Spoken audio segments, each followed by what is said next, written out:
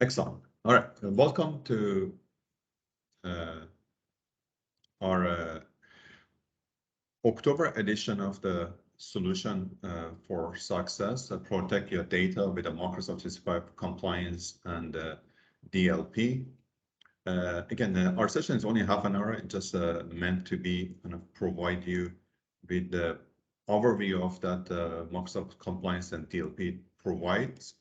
And then, and again, we will be happy to be involved in more detailed discussion with you in the future and go from there. So our agenda, just a quick note, who is a Point Alliance, if you don't already know, Microsoft Purview, and then after a few slides to give you the context, we're going to jump right to the live demo and show you a few things there. All right. So who is Point Alliance? We are Microsoft Gold partner with 12 competencies.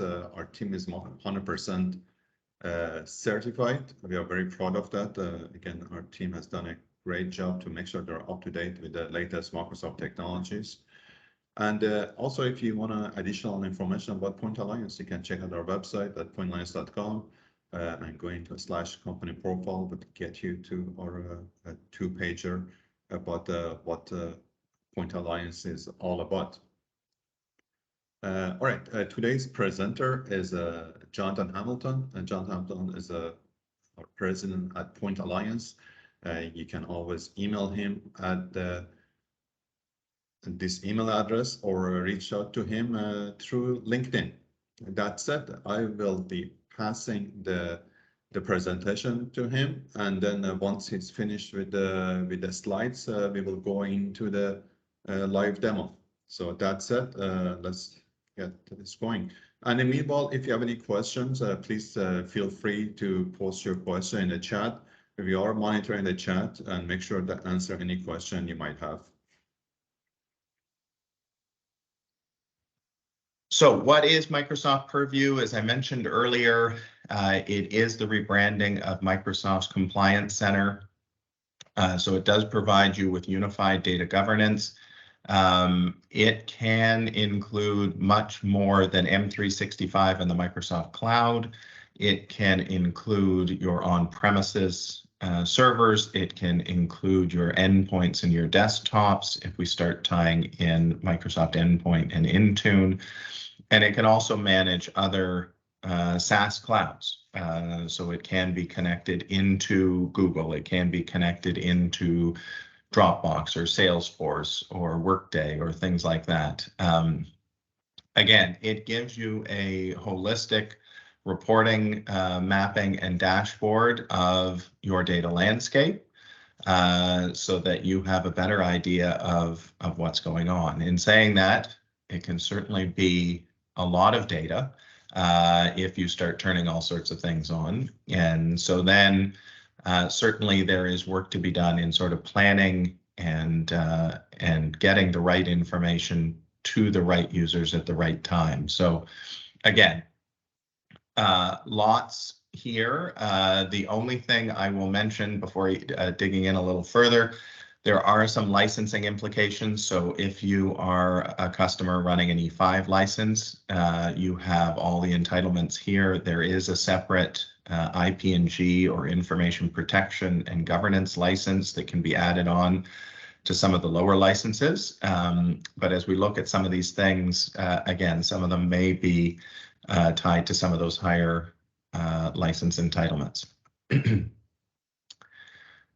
So as we mentioned in the previous slide, we can create a unified map across our entire data estate is what we're saying here. So you may or may not be able to see easily in the screenshot attached, but this can cover a lot more than just your Microsoft 365 tenant. Again, the information from your tenant in many cases is driven from sensitivity labels and policies. So you may be familiar with these. Again, out of the box, there are typically, 3 sensitivity labels that can be enabled, and then you can turn on or create even more labels. These labels can be specific for different use cases, different lines of business, different departments. So again, it really depends on what you're trying to do. And then there's a relationship to those sensitivity labels and policies. So based on the sensitivity of the data might be a file, the data might be an email, the data is some piece of content. What are we doing with it? Are we encrypting it? Are we securing it in a different way? And then from a data governance and compliance perspective, how are we tracking that information? And what are we doing when we find that a user is sending sensitive information, whether it's via a link or an email with a file attachment? Are we prompting them to let them know that we believe there's confidential or sensitive data in there? Are we blocking that activity? Again, so we've got 3 levels, if you will, of monitoring. We can track and monitor. We can block at sort of the 2 extremes, and in between we can throw up sort of a tooltip or a pop-up, again alerting the user that there may be confidential information, there may be sensitive information. There's lots of great stuff Microsoft provides you out of the box that's going to recognize, is there a credit card in the content? Is there a social insurance number? Is there a passport number, a driver's license, a bank account, those sorts of things. And again, we can tie all this information or expose it to business users, not only in the compliance dashboard, but we can capture this information into Azure SQL if we want, layering on Power BI, and extending the reporting to business users, so we're not providing them admin access into some of these areas that we might not want them in from a Microsoft admin perspective. So making data easily discoverable. Again, what are the search terms? How are we categorizing data? How are we tagging it? Microsoft has a very powerful search built into Microsoft 365. Again, how are we tagging? What are the sensitivity labels that we're using so that our data engineers can create the necessary reports for our business users and the analytics to expose concerning behavior or trends to them? And then how can we learn from what we're finding? Again, both as an organization, and then what can Microsoft provide as AI or artificial intelligence to, again, flag, block, prevent sensitive or confidential information from leaving the organization. And really that's what DLP is all about. So if we see an example here of a dashboard, again, we can get a bird's eye view of the sensitive data and information flowing around our organization. Again, part of this is going to be dependent on how files and content are labeled. We can have auto labeling put in place. We can force users to tag and label emails and content appropriately. We can also apply labels based on the repository where the file is placed.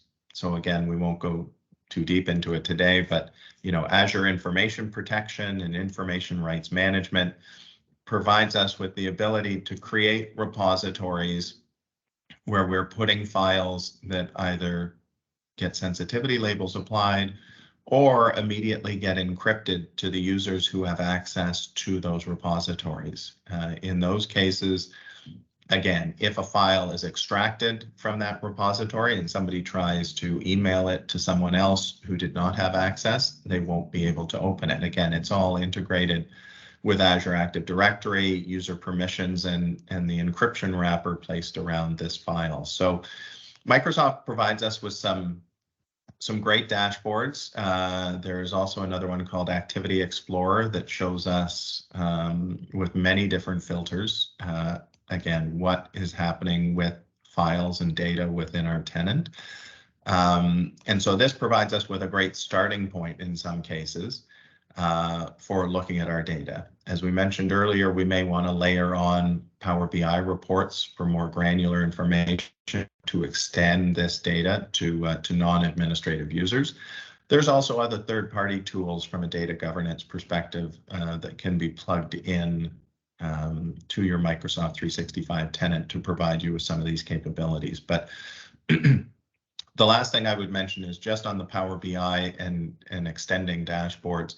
There are APIs that you can tie into to extract this log information. Some of you may be familiar with it from a user adoption perspective. Again, some clients are extending user adoption data, again, around their organization to be able to show lines of business and business unit leaders how people are using the tools, how productive they are. In a similar manner to this, we can extract the DLP log information and we can provide dashboards of that. So a number of different ways to extend that data. Again, Microsoft provides a great starting point and some great administrative dashboards to get you going. But different ways to extend that as well.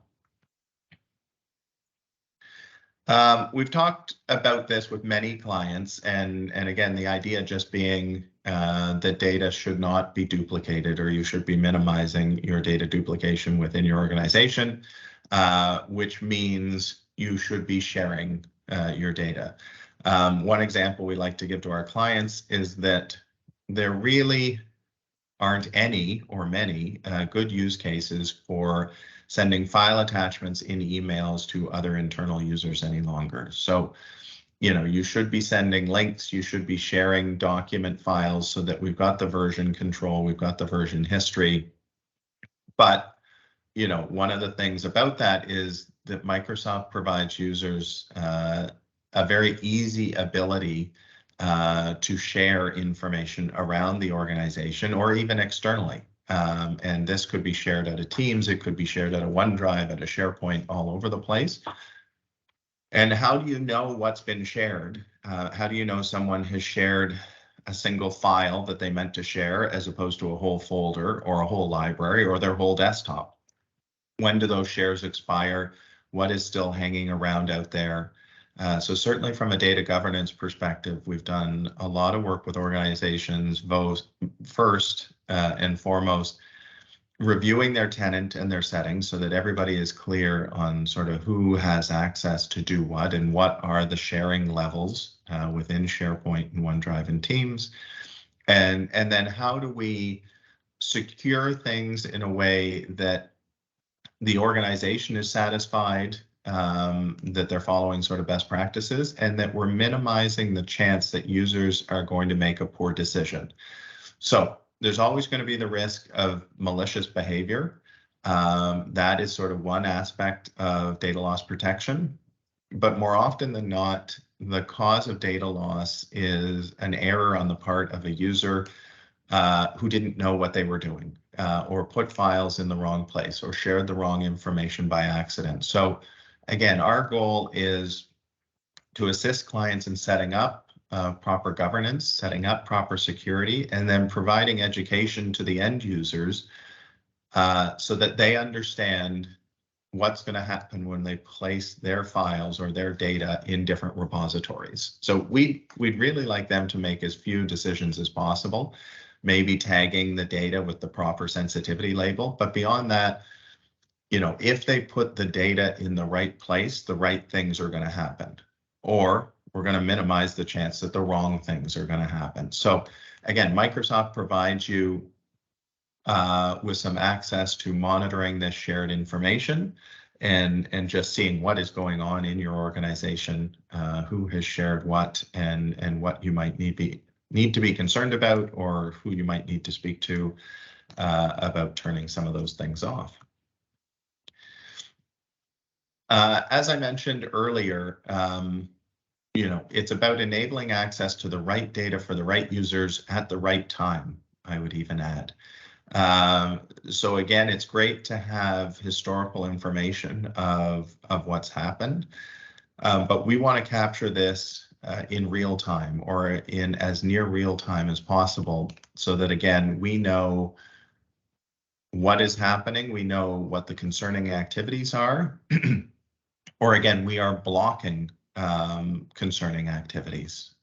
So, we want to prevent, or as best we can, prevent bad things from happening, while at the same time not preventing people from getting their work done. And again, that's always a concern with data loss protection, is what is the balance of a highly secure environment and allowing users to get their work done and not preventing them from sending files out where we may have a false positive that it's, it's something that we believe is highly sensitive, but it's part of a sales proposal or it's part of information we're sharing with a business partner. So there is a fine line there. That's always the business's concern, or certainly some areas within the business is, this is great that we're implementing highly secure repositories and we're enabling encryption and those sorts of things. But, if this is going to get in the way of us conducting business or severely hamper us, then has it really accomplished what we want?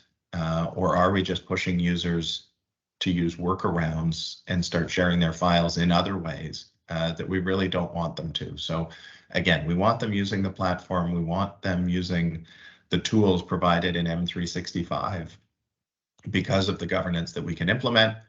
So again, we've got to work closely with the business. This isn't just, IT initiatives in how things get implemented based on what we think, but it's what's going to work best for everyone. So hopefully that gives you a high level. I know I jumped around a little bit. We talked about a lot of things, but I will now turn it over to one of my colleagues and they can give you a live demo. Just to look again a little bit more at Microsoft Purview.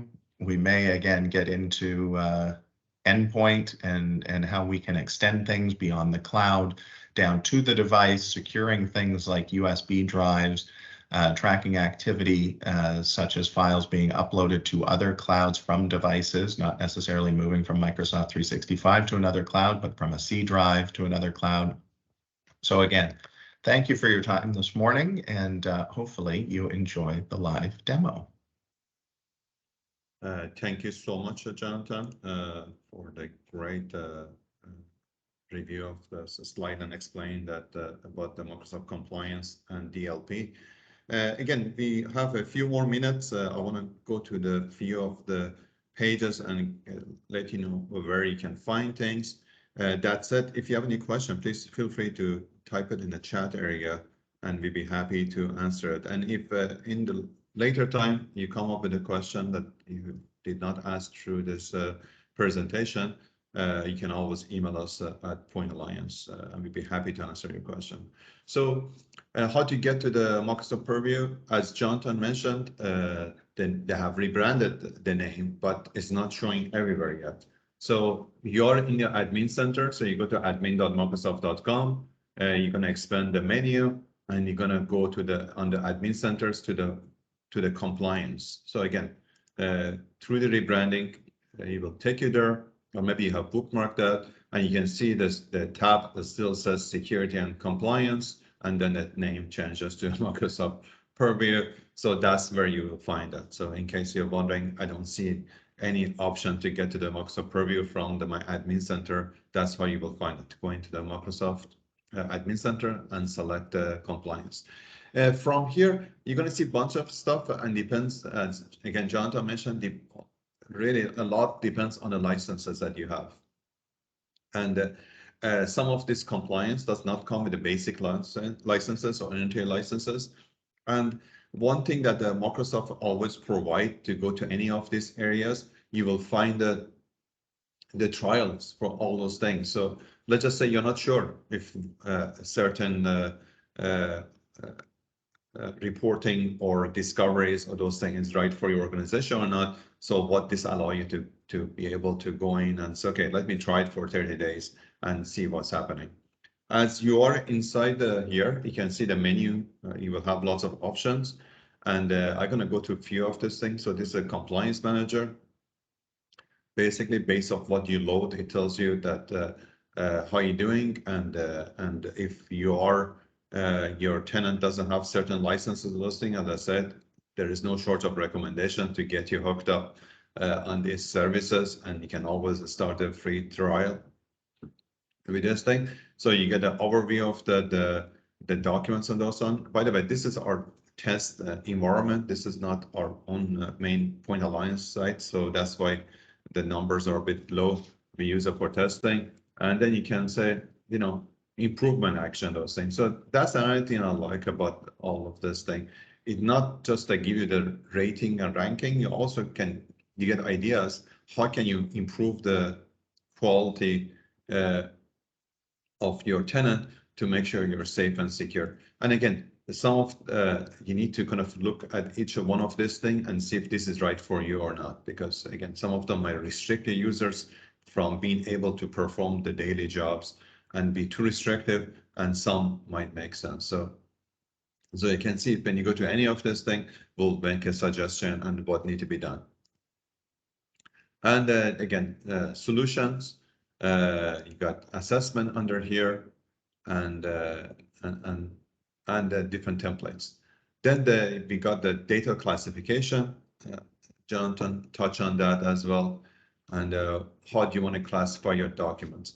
So one example is that one of the basic things you can enable with the compliance is the fact of that there's certain policies for in Canada for banking policy, and is like a privacy policy. So we have enabled that in our organization. So if there is any banking information transmitted in the email, or like a credit card number, a social insurance number, or health card information, those communication get flagged. And of course, you have a couple of choices what you wanted to do when you flag it. Do you want to stop it from leaving your organization, or you want to notify the user? And you can set different levels, right? So what is it that it will be just a notification, and what if a certain other criteria met and you want to stop it from leaving? And also you can set the notification that say, okay, if it does have meet certain criteria, notify the person's manager and so on, and stop that email from leaving so the organization. So those are basic one that it is as a template Microsoft provide, and you can of course always add yours of those things. Then you got your data connectors that, again, it's not all about just a Microsoft product. You can also kind of connect it to others. You got the alerts here. If there was any, you got the reporting on the menu here, and like for example, top 5 labels. The documents were labeled those things. And again, as I mentioned, this is our test tenant. We're using just for the purpose of this demo, and does not have enough traffic to generate some of this report going forward. And then again, policies that, as I mentioned, alert and so on, that what would cause that alert, and you can set up so on those. The permissions, the roles of on the Azure and previous solution. Again, there are different permission. There are people that can see the information, the people can act on information, and so on. So there's an in-depth level of the roles that you can set up those things. And of course, trials. There are a bunch of different trials you can enable if you want to. So they have organized them all in the same place, and you can decide, okay, which one you want to try. Again, there are, in most cases, there are more than 30 days, like a Microsoft previous solution, this 90 days trial, because you really need that time to kind of get a good sense of what it does for you or not, and go from there. And then again, you got the solutions and e-discoveries and so on. So there's so much can be done from the Microsoft purview, which is in the compliance, that each section will need a presentation of its own. So that said, I hope you find today's session informative, and if you do need to kind of get a bit more in detailed presentation, or to go more into detail with any of the sections, we'd be more than happy to kind of arrange a time with you and provide that. That said, I just want to kind of go through a couple of other housekeeping here. Again, a Solution for Success events runs 3rd Tuesday of each month. We have one more. We do have an event in December because of holidays. Our next one is what's new in Microsoft Information Governance and Record Management, which is really kind of a follow-up to today's events and that. So I hope you attend that session, and you can register for this event at pointalliance.com/events. As always, we'd love to hear from you. So if you can leave us a review, we'd be very grateful. You can scan this QR code with your phone and leave us a review. We'd be grateful to hear from you. That's it. I want to thank you for attending today's session. Look forward to see you our next month event. Have a wonderful day.